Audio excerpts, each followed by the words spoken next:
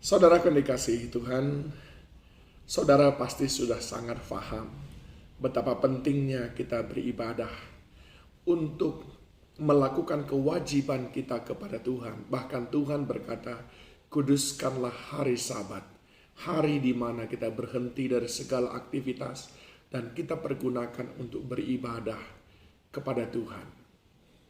Dan lewat ibadah itu kita terus mendapatkan tuntunan, pimpinan, dan pertolongan Tuhan.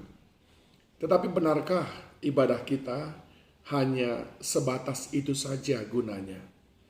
Ternyata kitab Ibrani pasal yang ke-10 ayat 25 menjelaskan bahwa ibadah itu juga memiliki fungsi sosial.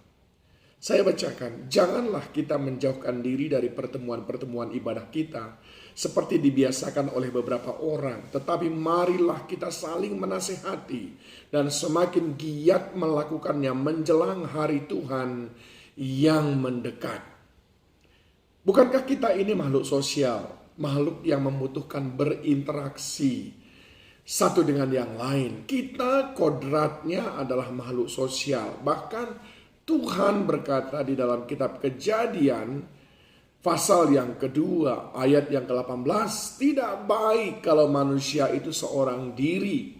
Itu sebabnya Allah menciptakan rekan bagi dia, untuk dia boleh saling tolong menolong.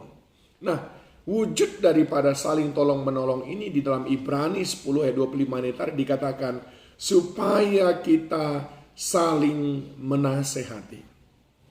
Nah, ketika kita memelihara ibadah kita dalam sebuah komunitas, maka sebetulnya kita harus memiliki kerelaan untuk menerima nasihat dari orang-orang yang sama-sama beribadah dengan kita. Tapi faktanya justru sering sekali kita memiliki komplain terhadap gereja, memiliki komplain terhadap komunitas karena ada orang-orang yang menegur ataupun menasehati kita. Tidak sedikit orang-orang yang meninggalkan gereja karena dia tidak merasa senang dengan khotbah pendetanya yang dia rasa menyinggung dia, atau dia merasa hamba Tuhan terlalu keras menasehati dia. Saudaraku yang dikasihi Tuhan, biarlah firman Tuhan ini menyadarkan kita bahwa di samping menjaga hubungan kita dengan Allah, ibadah itu juga memelihara hubungan kita sesama umat manusia, terkhusus sesama orang percaya. Dan di sana dijelaskan lagi bahwa kita perlu saling menasehati. Jadi mestinya komunitas ibadah kita adalah komunitas yang saling menasehati. Itu poin yang sangat penting. Komunitas ibadah saudara haruslah komunitas yang saling menasehati. Komunitas ibadah yang benar adalah komunitas di mana ada di sana ada nasihat satu dengan yang lain. Yang kedua saudaraku, pengertian daripada ibadah yang sangat penting ini juga berbicara tentang saling mendewasakan. Sebab dikatakan bahwa mari kita semakin giat melakukannya menjelang hari Tuhan yang mendekat. Selagi masih ada waktu, kita terus perlu didewasakan lewat beribadah bersama-sama, karena di situ kita mendapatkan nasihat dan pengajaran.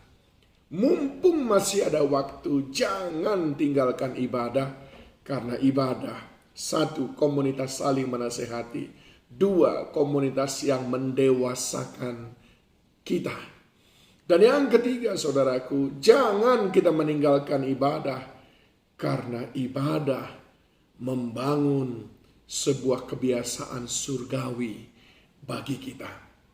Kelak pada masa kekekalan, hari-hari kita pun penuh dengan ibadah.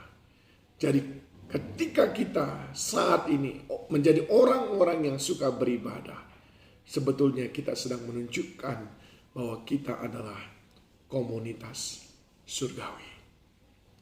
Jangan tinggalkan ibadah. Karena ibadah, komunitas ibadah adalah komunitas yang saling menasehati. Karena komunitas saudara ibadah adalah komunitas untuk saling mendewasakan. Dan komunitas saudara beribadah adalah komunitas surgawi. Mari di hari-hari terakhir ini, menjelang kedatangan Tuhan yang kedua kali, semakin giat kita menjalankan ibadah kita. Tuhan Yesus memberkati saudara.